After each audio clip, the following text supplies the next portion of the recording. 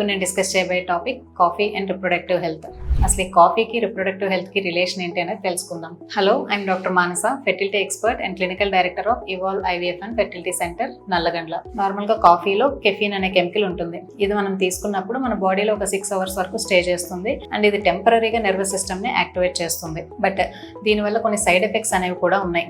ఇది ముఖ్యంగా ఏంటంటే బ్రెయిన్ నుంచి రిలీజ్ అయ్యే హార్మోనల్ ప్యాటర్న్ ని డిస్టర్బ్ చేస్తుంది అనమాట. అండ్ స్ట్రెస్ హార్మోన్స్ అనేవి కూడా ఎక్కువగా రిలీజ్ అవుతూ ఉంటాయి. లైక్ కార్టిసోల్, ఎటర్నలిన్ లాంటివి ఎక్కువగా రిలీజ్ అవుతూ ఉంటాయి. అండ్ హార్ట్ రేట్ ఇంక్రీజ్ అవుతుంది, ఇన్సులిన్ లెవెల్స్ ఇంక్రీజ్ అవుతూ ఉంటాయి. ఇవన్నీ కొన్ని సైడ్ ఎఫెక్ట్స్. అయితే ఇది రిప్రొడక్టివ్ హెల్త్ ని ఎలా ఎఫెక్ట్ చేస్తుంది అని అంటే, ఇక్కడ హార్మోనల్ ప్యాటర్న్ డిస్టర్బ్ అవుతుంది కాబట్టి మేజర్ గా ఓవ్యులేషన్ అనేది ఎఫెక్ట్ అవుతుంది. అండ్ సెకండ్ వన్, యూట్రస్ కి బోత్ సైడ్స్ ఫెలోపియన్ ట్యూబ్స్ ఉంటాయి. ఇవి స్మూత్ మజిల్స్ తో తయారవుతాయి అనమాట. ఈ స్మూత్ మజిల్ కంట్రాక్షన్ అనేది ఇక్కడ ఎఫెక్ట్ అవుతుంది. అంటే ఫెలోపియన్ ట్యూబ్ యొక్క మొటిలిటీ అనేది ఎఫెక్ట్ అవ్వటం వలన ఫెర్టిలైజేషన్ కూడా ఎఫెక్ట్ అయ్యే ఛాన్స్ ఉంటుంది అన్నమాట. ఎందుకంటే మేజర్ గా ట్యూబ్ లోనే ఈ ఎగ్ అండ్ స్పర్మ్ కలయిక ఫెర్టిలైజేషన్ అనేది జరుగుతుంది కాబట్టి.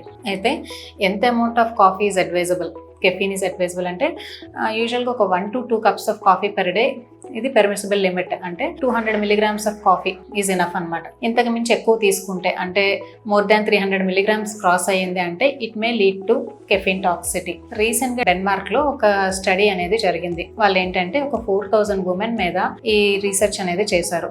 ఇందులో ప్రూవ్ అయింది ఏంటి అంటే కెఫీన్ ఇంటేక్ ఎక్కువగా తీసుకుంటున్న ఆడవాళ్ళలో ఐవీఎఫ్ సక్సెస్ రేట్ ఆల్మోస్ట్ 50% వరకు డ్రాప్ అయిందంట. అలానే మిస్క్యారేజ్ రేట్ కూడా ఆల్మోస్ట్ ఒక 37% వరకు ఇంక్రీజ్ అయింది. అండ్ డ్యూరింగ్ ప్రెగ్నెన్సీ కూడా ఈ కెఫీన్ ఇంటేక్ ఎక్కువగా ఉండటం వలన పుట్టబోయే పిల్లల్లో growth retardation and low birth weight babies పుట్టారు అని స్టడీస్ లో ప్రూవ్ అయింది. సో మీరు వీలైనంత వరకు ఈ కాఫీ ఇంటేక్ ని తగ్గించుకోవాలి. అయితే కాఫీ ఒక్కటే తగ్గించుకుంటే సరిపోతుందా అంటే కాదు, కెఫీన్ ప్రోడక్ట్స్ అన్ని తగ్గించాలి.